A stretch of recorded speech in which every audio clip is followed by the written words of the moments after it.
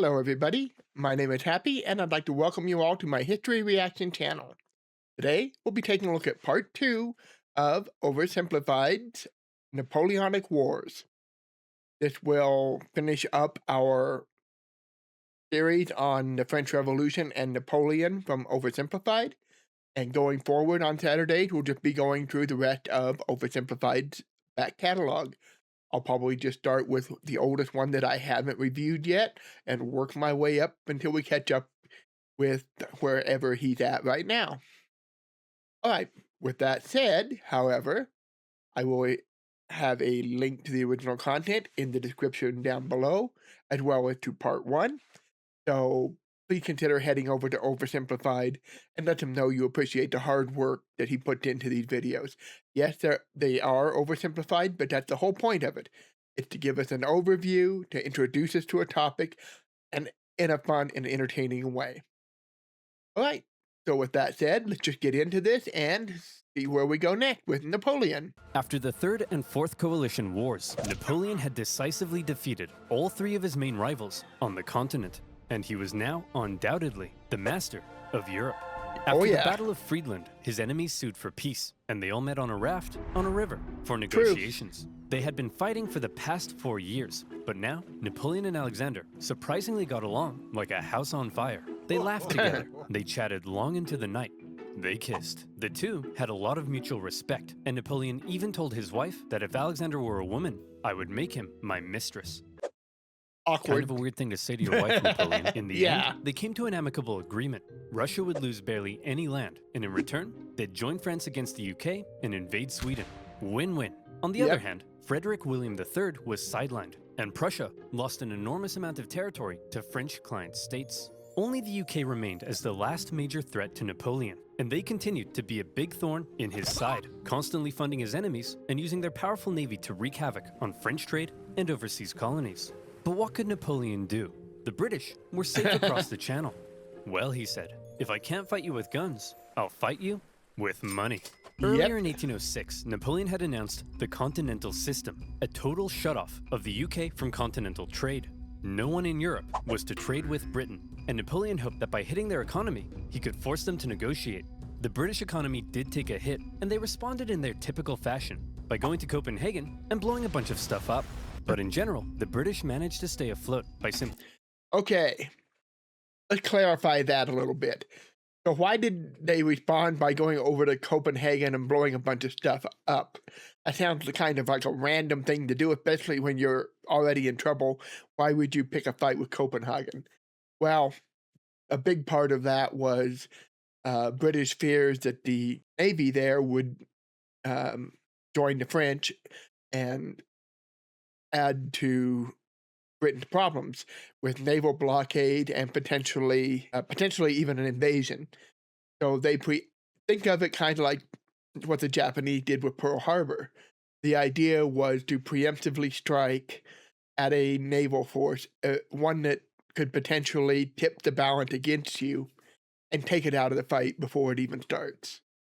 So that's what the Copenhagen thing, that was one of the primary motivators there. Increasing their trade with other parts of the world. Many neutral countries found themselves stuck between a rock and a hard place as the two European superpowers demanded they cease trade with the enemy. Hey America, you better not trade with the French or else I'll come burn down the White House. What? This is gonna wreck my economy. I need to start saving money. How the heck am I gonna start saving money? Ad. Yeah, that's right, you know where this is going. Do you like shopping in store? Of course. We're gonna skip the ad, I'll be right back. This is an older video. All right, we're back. Making peace with the Russians, a continental blockade, and blowing up Copenhagen. Sick of being blown up for doing almost nothing, and under significant pressure from Napoleon, the Danish officially sided with France. But Napoleon's blockade had the biggest effect on continental Europe, who were now cut off from a major trading partner, one that controlled the seas and held a rich, growing empire. Yeah, and this is important because the Continental System was designed to economically punish Britain, but it was also having a huge economic impact on the continent because Britain was one of the great trade partners and they had the huge empire that all these people were trading with. Especially Russia suffered quite a bit from this, and it's going to help tip Russia back away from Napoleon. And yeah, this is a two-way street here. And a lot of countries didn't fully comply.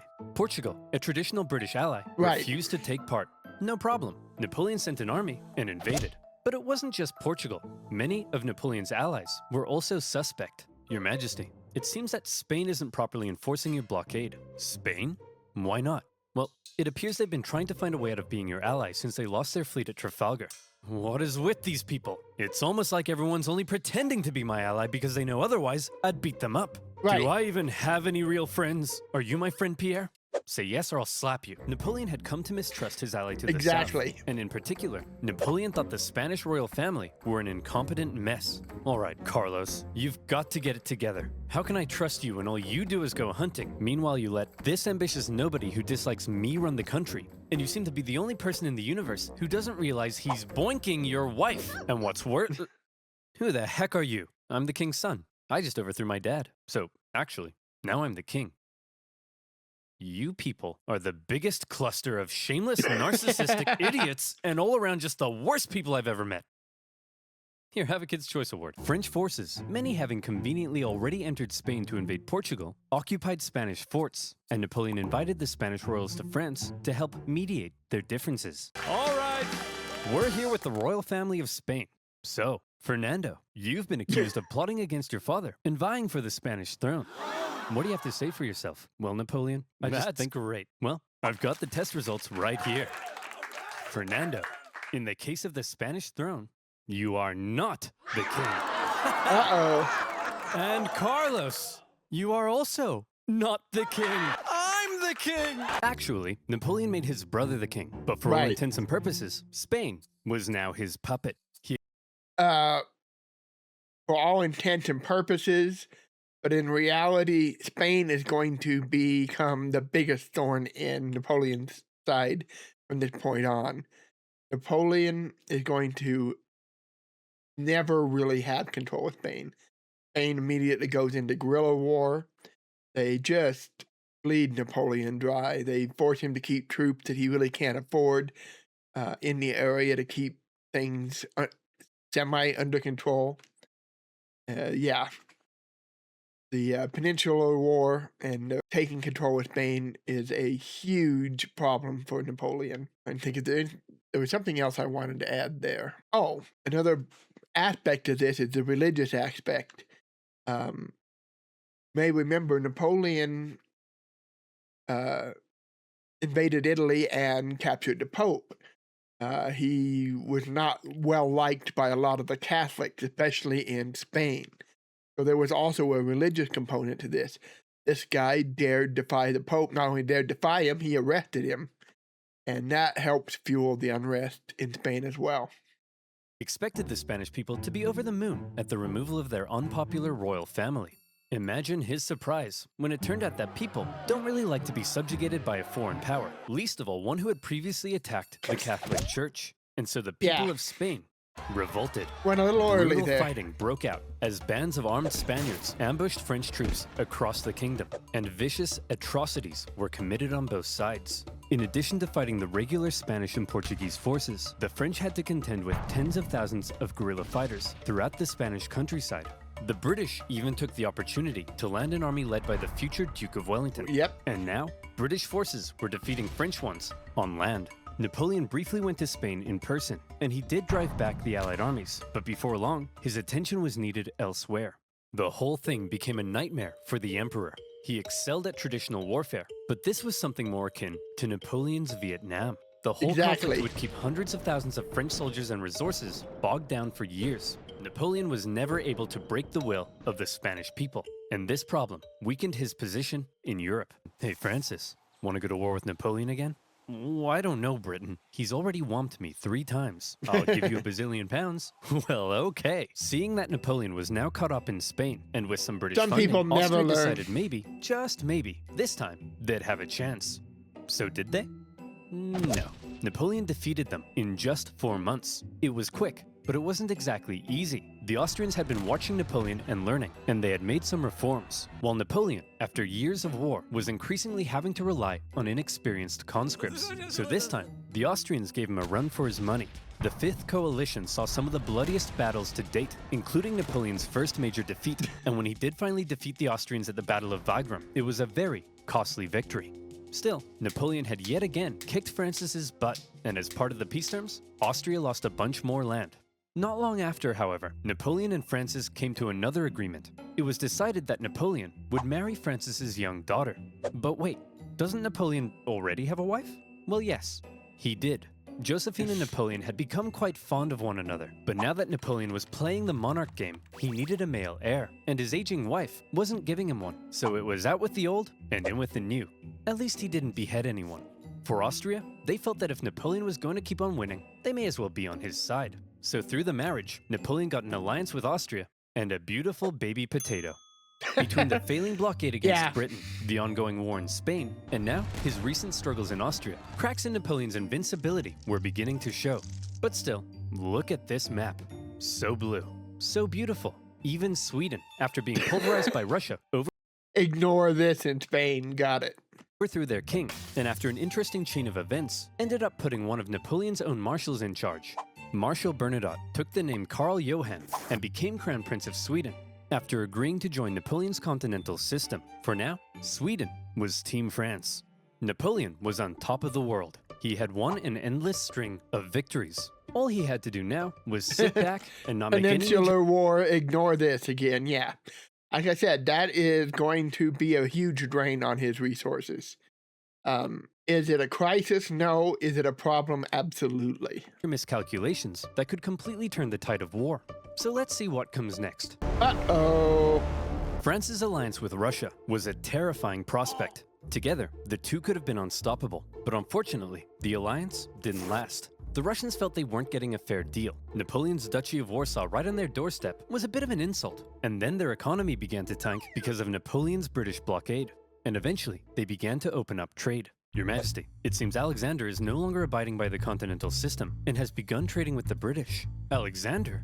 But he kissed me. He kissed you? You wouldn't get it, Pierre. No one would ever kiss you. The security of Napoleon's empire depended on removing the British threat, and he wasn't happy with Russia's backdoor shenanigans. And so in 1812, Napoleon decided to go to war. He gathered together the most massive army Europe had ever seen, made up of troops from every corner of his empire, and he prepared to invade. Okay, it looks like Napoleon's coming for us. Generals, I need ideas. We could stand and fight. No, that's stupid. You're stupid. We could run away. You're a star. You'll remember Napoleon's tactics relied on astonishing speed to outmaneuver his enemy and force a quick, decisive battle. Well, I've got two words for you. Scorched earth. If his opponent retreated while scorching the earth, his men couldn't live off the land. And if this is a common portrayal of this, and this did happen. But let's not get the idea that this was a Russian plan, per se. They tried to stand and fight, but they were overwhelmed each time. But before they took advantage of the situation, in that before they fell back, they would scorch and burn. But it was never, at least to my understanding, part of the plan, other than if you must fall back, don't leave them anything to live on. But it wasn't like they were trying deliberately to draw Napoleon in. It was more they were forced to pull him in, if that makes any sense. His men couldn't live off the land, he needed his supply trains. And if he needed his supply trains, he couldn't move quickly. And if he couldn't move quickly, he couldn't outmaneuver his enemy. And if he couldn't outmaneuver his enemy, I think you get the point. Napoleon launched his invasion and hoped for a quick battle. But all he could do was try to catch the retreating Russians while moving deeper and deeper into hostile territory. As he went, the horribly hot summer devastated his army. His men died of heat, exhaustion, and disease. Supplies began to run out, and his men began to starve. Many deserted, and still the Russians continued to retreat. Okay, one quick point, because I don't think he's going to touch on it. He might, but as he pulls it, while Napoleon pulling in here, the supply lines are getting longer and longer, and these areas aren't subdued. They're going to have a lot of partisans, local peasants, local government officials, and everybody in between is going to be harrying these supply lines. They're going to be doing what they can to make life miserable for Napoleon. So this is a really difficult thing to pull off. And you can see where you see this estimate, how many men he's got. He's already lost half of them. They're not dead. Well, some of them are, but a lot of them are securing the supply lines. And the further he goes in, the more he's going to have to leave behind to keep these supply lines open and safe. First times, Napoleon considered turning back, but that little voice in his head kept on telling him, keep going, just a little further. And don't worry, you're definitely average height for the time. He nearly caught the Russians at Smolensk. For the time in France, let's be clear there. There were other parts of the world where the average height was a little taller. Ireland comes to mind. But yeah, for France, that's average height for the time. But it was his birthday, so he had a party instead. When he finally reached Moscow, he predicted the Russians wouldn't be willing to give up such a historic and holy city without a fight. And he was right. The Russians finally turned to face him for the single deadliest day of the Napoleonic Wars, the Battle of Borodino. The Russians fought valiantly, and as he got older, Napoleon's battle tactics seemed to become a little less refined and a little more run straight at the enemy, try not to die.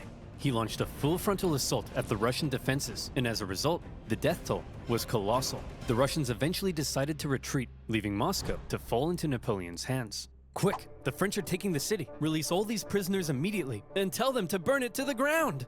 Well, Jimmy the arsonist, you are not going to believe your luck. Moscow went up in flames, and as Napoleon entered, it became very clear his army wouldn't be able to stay there very long. It's not clear how the fire started, so let's get that out of the way right away. Some people blame Napoleon and his troops, others blame the Russian government, others blame the releasing of the prisoners.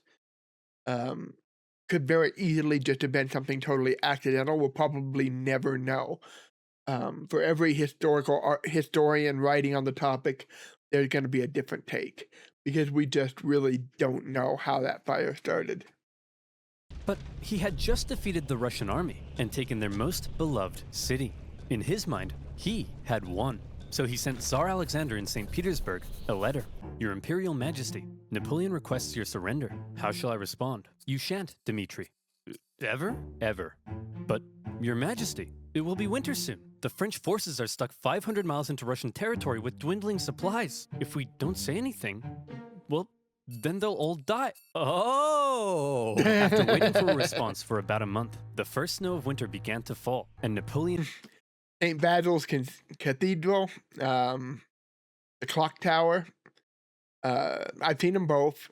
Basil's is a lot smaller than I expected, which didn't say it's small, just a lot smaller than I expected. Red Square is interesting, we'll put it that way. And sensed the catastrophe that was about to unfold. He decided their only choice now was to get out. And that's when it happened. It got cold. Stupid cold. His glorious invasion had just become a race for survival, as the Russians realized the French... Yeah, look at the men left. He started with over 600,000. He's already down to a sixth of that, and they're dropping fast.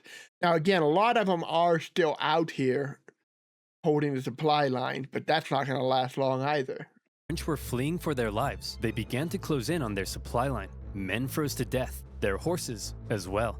There was starvation and disease. The injured and dying could only be left by the side of the road, as it was too slow to try to carry them. And all along the way, the dreaded Russian Cossacks stalked the bleeding French army, and every now and then swept in for a quick attack. Napoleon, fearing capture, kept a vial of poison around his neck. At one point, the Russian armies nearly trapped him against the Berezina River, but a little Napoleon cleverness gave him the old Geoffrey juke, tricking them into thinking he was going south and then escaping across rapidly built pontoon bridges to the north. When the Russians realized where he was and began to close in, the French burned the bridges before everyone could cross. Hundreds drowned, and thousands were captured. At this point, Napoleon got wind of plots against him forming in Paris, so he abandoned his men and went back to France. The remaining French stragglers made it across the border. It's been estimated over 600,000 men went into Russia. Less than 100,000 returned. Napoleon was now in a very precarious situation. Think about those casualties. That's just mind-boggling. For a single campaign, that's a disaster. There's no other way to put it.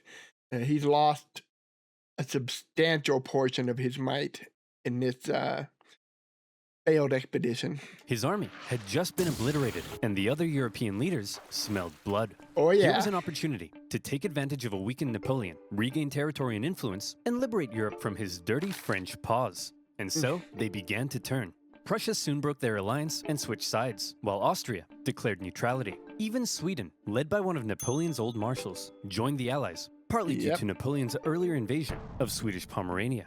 The War of the Sixth Coalition had begun.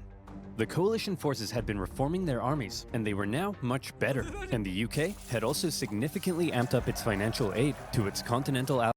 My great-great-grandmother came from Swedish Pomerania. Their armies quickly advanced through Poland and into Germany.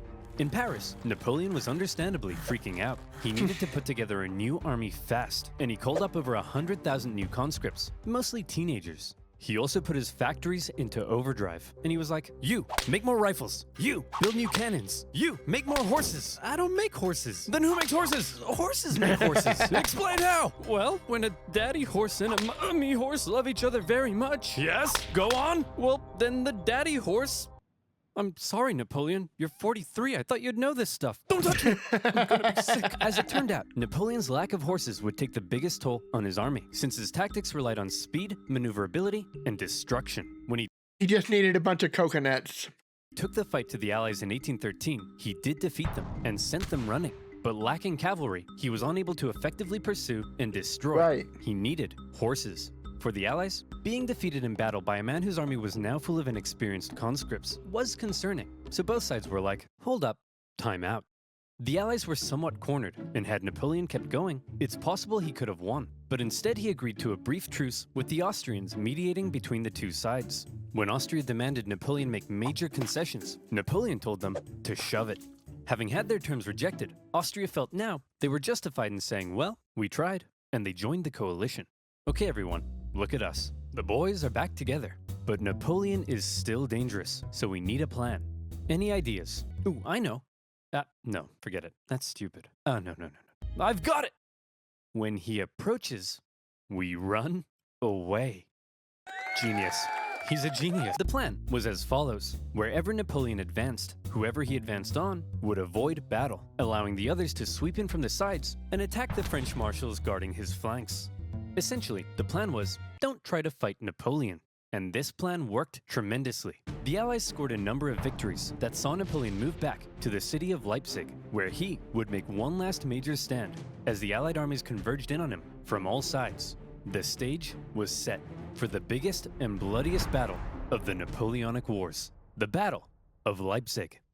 Almost 500,000 troops from over a dozen nations stretched across the battlefield. The French found themselves fighting on all sides for 4 days against the Austrians, Prussians, Swedes, and Russians. It's no wonder this battle is also sometimes referred to as the Battle of the Nations. The French fought ferociously, but ultimately were no match for the coordinated efforts of the coalition. At one point, in the midst of battle, Saxon troops allied with the French had a team huddle and were like, hey guys, I'm pretty sure the French are losing. Let's switch sides. And so they did. When it became clear that Napoleon couldn't win, he ordered a retreat across the only bridge over the river. The Allies swarmed into the city, and desperate fighting raged in the streets. Okay, Corporal, after everyone has crossed the river, I need you to blow up the bridge. Okay? Not before everyone's crossed, after. You got that? Yes, Colonel, I'm not 5. I can comprehend time. Good. Wait. Did he say before or after? Well, fortune favors the bold. The bridge was blown early, and 30,000 French troops were stranded and captured. A disaster. And with that, the dominoes were beginning to come crashing down on Napoleon. In the south, an army under the British Duke of Wellington had been pushing the French out of Spain for the past few years, and were now crossing into France. Austrian armies had pushed into Italy, while Napoleon's old flamboyant cavalry commander, Murat, who Napoleon had made king of Naples, decided to switch sides. German states, many resentful after years under Napoleon's thumb, turned against him, and the Confederation of the Rhine collapsed. Bernadotte invaded Denmark, and they were forced to join the coalition, while the Netherlands were liberated. You'd think Napoleon might have seen the writing on the wall, but he was Napoleon, and so instead, he prepared to keep fighting. As attitudes in Paris were already beginning to turn against him, he called up more conscripts to defend the exhausted nation. As for the Allies, they weren't sure exactly what they were aiming for here. A few peace offers were floated that may have let Napoleon keep his position, but the British kept throwing around even more money, and eventually they all agreed that the ultimate aim was the deposition of Napoleon entirely. And so, Napoleon embarked on one of his most famous campaigns to defend the homeland. He was completely outnumbered, but the Allied armies had split up and spread out. His army was so small that he could move at lightning speed, and he used this to his advantage. In the famous 6 Days campaign against Prussian General Blücher, he attacked from all directions and defeated Blücher's forces 4 times, only suffering a tenth of the casualties he inflicted. Even with his back completely to the wall, Napoleon was still Napoleon. Then he turned south to take on Schwarzenberg's army of Bohemia and enjoyed even more victories. However, Napoleon's problem was that he couldn't be everywhere at once, and wherever he wasn't, the Allies continued to push towards Paris. He made one last-ditch attempt at moving in behind the enemy lines and cutting off their communications, but Paris was in disarray, and the people were sick of war. One ambitious and slightly treacherous politician sent the Allied armies a letter basically saying, "Hey guys, come on in." And so, they did. The city's defenders surrendered, and as the Allied leaders entered Paris, the people cheered them as bringers of peace. Paris had fallen. Quick, marshals, gather your men. We're gonna launch an assault on Paris. Where are my marshals? They all left and told me to give you this note. Napoleon's marshals had realized what he hadn't. It was over, and they insisted all that was left now, for the good of France, was for him to abdicate. And without the support of his army, Napoleon had no choice. He hoped his son could take his place, but it was decided instead to restore the old Bourbon monarchy. Old King Louis XVI's brother would become the King of France. It was almost like the French Revolution had never even happened. But what will we do with Napoleon? We can't have a hyperactive 44-year-old menace running around reigniting revolutionary ideals and plotting his return. Well, why don't we send him, I don't know, there. The location chosen for Napoleon's exile was the small island of Elba, just off the coast of Italy. Napoleon was to rule over the island, and even got to keep the title Emperor of Elba. The Allies must have been in stitches when they came up with that. When he learned what his fate was to be, he drank the poison he had been keeping around his neck. But it had gone out of date, so instead of a quick and painless death, he got a painful stummy-wummy instead. Before he left France, he addressed his oldest and closest guard one last time, making an emotional speech that ended with him kissing their flag. And off he went to exile. The deal that was given to him was actually quite generous. His family were given titles, he was to receive a state pension from France, and he was able to receive many distinguished visitors, all eager to come and meet the famed emperor. And he ruled over Elba well, improving infrastructure and introducing many legal and social reforms aimed at improving life on the island. Hey Napoleon, just coming in to check on how it's all going. Holy smokes! But it wasn't all good. For one thing, he learned of the death of his first wife Josephine and was deeply saddened. He was forbidden from seeing his son and current wife, and in Austria, Emperor Francis had ordered a local count to seduce her, so she would forget about Napoleon. Then, the new King Louis XVIII refused to give Napoleon his agreed pension. He was under constant threat of assassination, and there were even rumors that the Allies were thinking of relocating him somewhere even more remote. But the biggest problem was that Napoleon was once the master of Europe. He had lived a thrilling life of adventure, fame, and glory. Now, he found himself on a tiny island in the Mediterranean, and he was bored. Wouldn't it be nice if he could somehow return to France and reclaim his throne? Hey Napoleon, want to go back to France and reclaim your throne? I would, Pierre. But how? Well, I was thinking we could just take this boat. Will that work? Surprisingly, yes. Pierre, remember when I told you no one would ever kiss you? Yes, sire. Well, pucker up, boyo. Yay. When Napoleon left Elba, it wasn't really the daring escape you might think. He basically had kind of a leaving ceremony, hopped on a ship, and sailed back to France. He brought with him an army of about 1,000 men, and he began his journey to Paris. However, in Paris, there was now a new king, and at first, the people largely accepted him because the last few years of war under Napoleon had brought immense death and economic suffering. That's right, the king is back, baby. Divine right to rule. Don't worry, everyone. I know the economy is kaput, but I and my courtiers will withdraw into this palace, and we will definitely work as hard as we can to fix everything. Yeah, sound about right. Oh yeah. That's why we got rid of the king. As the Bourbon monarchy began to look more and more like a return to the past, and the returning nobility seemed hellbent on regaining their lost privileges, the people weren't too happy. And so, Napoleon hoped that his glorious return would be met with jubilation. In the end, the reaction was a little mixed, but many were happy to see their old emperor. Your Majesty, it seems that Napoleon is back and marching this way with 1,000 men. That guy? No problem. I have hundreds of thousands of men. Send them to arrest him. Oops. Your Majesty, it seems the thousands of men we sent to arrest Napoleon have all joined his side. Well, yeah, if you're a well-loved, charismatic leader, especially in the military, that can happen. I'm off to Belgium. If you ever need a king again, be sure to let me know. As Napoleon continued his journey, the king had sent battalions of men to stop him, but they largely comprised of Napoleon's old soldiers, many unhappy with King Louis's military reforms. And so, when ordered to arrest him, they simply couldn't do it. In one famous incident, the troops began to cry out, "Long live the Emperor." When Napoleon reached Paris, with King Louis having fled, he entered unopposed to reclaim his throne. Napoleon was back from the dead. Okay, everyone, now that we've finally gotten rid of that guy, let's try to make sure something like this can never happen again. Oh. What's that doing there? Hey, fellow monarchs. This time, Napoleon promised he would be a mucho good boy and not start any wars. But the Allied leaders were having none of it. They declared Napoleon an outlaw and the illegitimate ruler of France. Then, they declared war, not on France, but on Napoleon himself. And when you have multiple empires declaring war on you as an individual, that's how you know you're a very naughty boy. Yeah, and that is not something that happened every day. This is not a war on France. This is a war on Napoleon.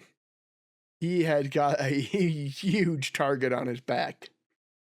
This is, yeah, it's a good sign that you've made it, but it's also a good sign that maybe you upset a little too many people along the way. Allied powers began making plans to combine their forces and once again invade France. The most immediate threat to Napoleon were the British and Prussians hanging out in nearby Belgium. If Napoleon could knock them out quickly, maybe he could force the Allies to negotiate, and maybe he could hold on to his power.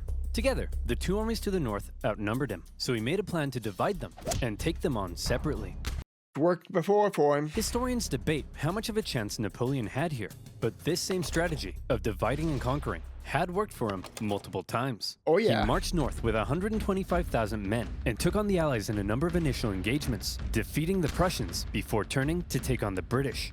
But to Napoleon's dismay, miscommunication and hesitation among his marshals allowed both enemy armies to retreat, and crucially, rather than fleeing east, the Prussians moved north, where they could remain in contact with the British. Napoleon sent a force to hold off the Prussians as he moved in on the British, now holding a defensive position at Waterloo. Prussian General Blücher sent word that he would come to Wellington's aid if he could just hold off the French for long enough. Napoleon had to defeat Wellington before the Prussian army could arrive in force, and it was close.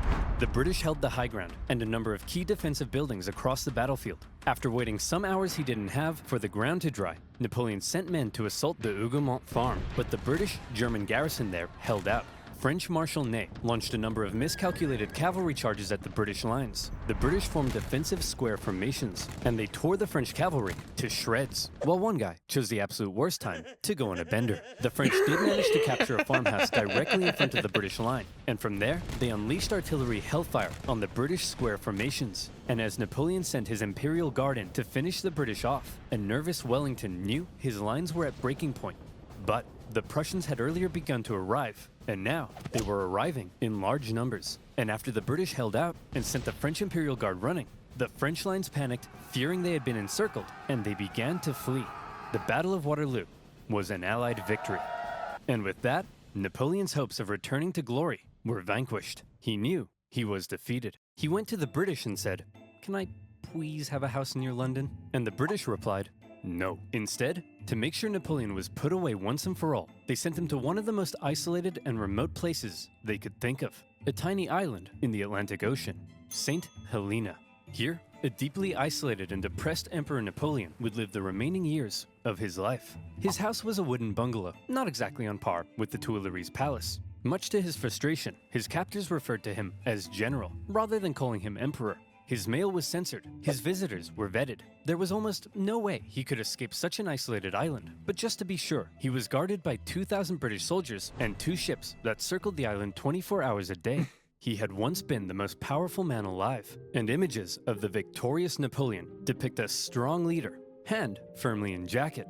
Depictions of Napoleon on St. Helena show a disheveled old man, hand firmly in pants. He had lost everything. And by the way, he was only 46, so maybe it's about time you know what? You're doing all right, kid. Napoleon fought one last battle while on the island. The battle for his reputation. He spent hours writing his memoirs, espousing his achievements, recording his greatness, and turning himself and his story into a phenomenal legend. And in this battle, he certainly succeeded. His mark on history cannot be denied. After his defeat, the European monarchs had got to work restoring Europe to its traditional balance and reasserting their dominance. But after Napoleon had spread the influence of the French Revolution, these returning monarchs would have a difficult time regaining their absolute control. France returned to the rule of the Bourbons, but it would go on to stage another revolution, and then another one. Reaction to Napoleon's rule in places like Germany and Italy propelled forward the ideas and feelings of modern unity and nationalism, and his Napoleonic Code still remains the basis of law in various modern countries. The modern world owes a lot to Napoleon's legacy. He remains statistically possibly the greatest military general in history, and his revolutionary military tactics changed the face of warfare. Yeah, statistically, depending on the numbers you use, Napoleon almost always is the top of the list, if not in the #1 spot. There's no question that he is easily one of the greatest generals of all time. I think most historians would agree he's probably, by whatever metrics you want to use, the best. So just consider what he accomplished, and like he said earlier, they declared war not on France, but on Napoleon. That's how crucial he was. They didn't execute him because you don't want to make a martyr out of him. That would be the worst thing you could do. So the best thing they could do was to exile him and use him as an example. Look how far he's fallen. So yeah, there's no denying he was incredible in just about every way. His law codes, like they said, are still used, and a lot of his law codes are still in use. His military conquests were almost always against superior numbers, and he won, especially for quite a while, he won them all. It took a long time for him to suffer any defeats, let alone be defeated. So it's pretty amazing stuff when you really get down to it. I mean, when I say it took a long time for him to have any defeats, I'm talking specifically about the mainland campaigns, the problems he faced down in Africa are an entirely different thing. Yeah, a pinch of luck. Yeah, there was definitely some luck involved especially in his early stages, just getting up to that position. So it's no wonder that studying Napoleon became the thing in military history and in military tactics from this period forward. West Point grilled their students heavily on Napoleonic tactics. A lot of the Civil War generals in the United States took their inspiration from Napoleonic tactics, excuse me.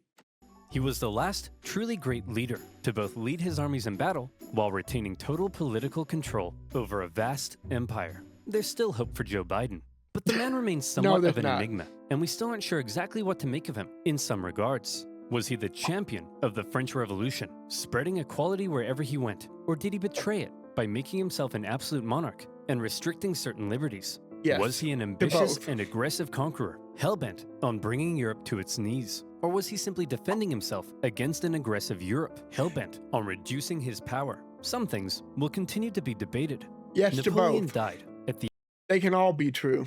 age of 51, officially of stomach cancer, but some believe he may have been poisoned. The British buried him in a tin coffin in... I've also heard that the wallpaper in his bedroom during his exile had a lot of arsenic in it, which may also have contributed. Inside a mahogany coffin, inside a lead coffin, inside another mahogany coffin. I guess this time, they wanted to make sure he stayed where they put him. In 1840, his remains were moved to Paris, where they now rest under the dome of Les Invalides.